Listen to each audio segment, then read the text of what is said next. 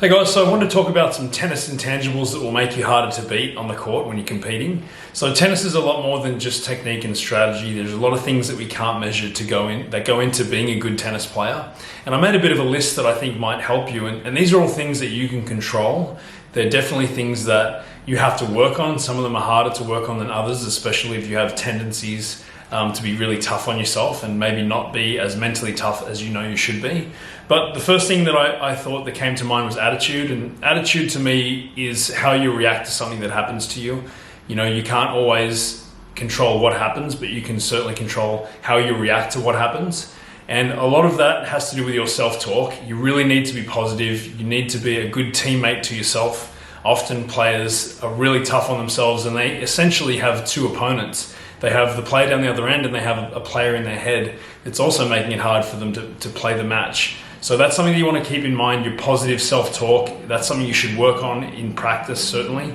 The other thing is your body language. That's huge. The vibe that you give off to your opponent. I think we all know as tennis players, once you start to get on top of a player and you can see their shoulders slump, you can see negativity, that gives you a little boost. And so you want to make sure you're not giving those boosts to your opponent throughout a match because it makes you easier to beat. And the goal is obviously to be as hard to beat as possible. So body language is really important. The next intangible that I was thinking was problem solving, the ability to problem solve. And a lot of times when you get really emotional in a match, it sort of takes all of your mental bandwidth focusing on your emotions rather than almost taking a step back and understanding what's actually happening in the match and how can I respond and turn the tides if things aren't going well. And there's three questions that you can ask yourself on change of ends to keep that in mind.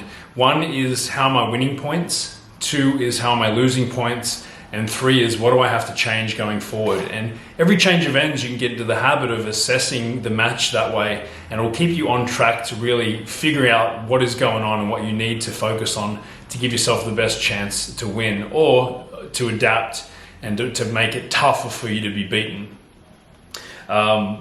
Next thing that I can think of is clarity of decision making, and this could be as big points arise. And you want to make sure that the downtime between points, you're really using it to make sure that you're very decisive and clear in your game plan and what you're going to do. And I'll give you an example of that. That could be your first break point on return of serve, and it's a second serve, and you want to decide in your mind how you're going to play that point, where you're going to return. Are you going to look to grind and put pressure on this guy to maybe miss the ball, or are you going to take your best and first chance to rip it and attack? And these are decisions that you want to be really clear with yourself before the point starts, and then you want to stick to that. So if you do lose the point playing that way, that's fine. You've had good commitment on that game plan, and you can then adjust on the next one. But you don't want to be making harebrained, like last-second decisions in the middle of a point out of panic. That's a good way to make silly mistakes, and I think we've all been there. So sort of automating that decision process before the point starts is really important.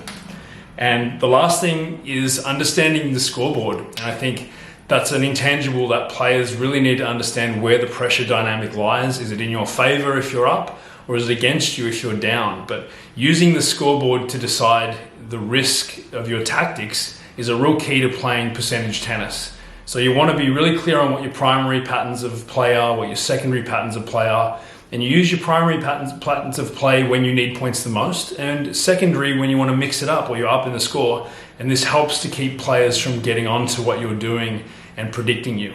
So these are all different intangibles that you want to practice and make sure that you're working on, because it's not all about technique and strategy. The intangibles have a real great outcome on how good you are as a tennis player, and more importantly, how hard you are to beat.